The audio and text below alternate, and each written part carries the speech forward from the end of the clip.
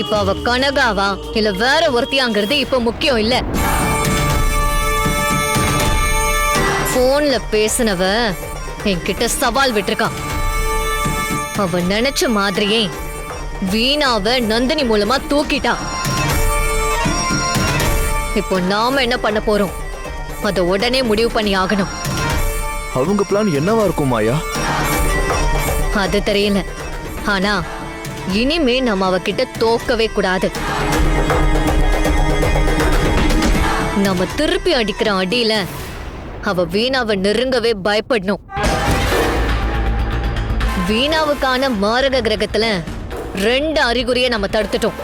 அதே மாதிரி நாளைக்கு நடக்க போற 3ஆம் நாள் அறிகுறிய பூஜை பண்ணி தடுத்துட்டோம்னா அவளால இல்ல வேற எந்த சக்தியாலையும் வீணா உயிரை காவு வாங்க முடியாது.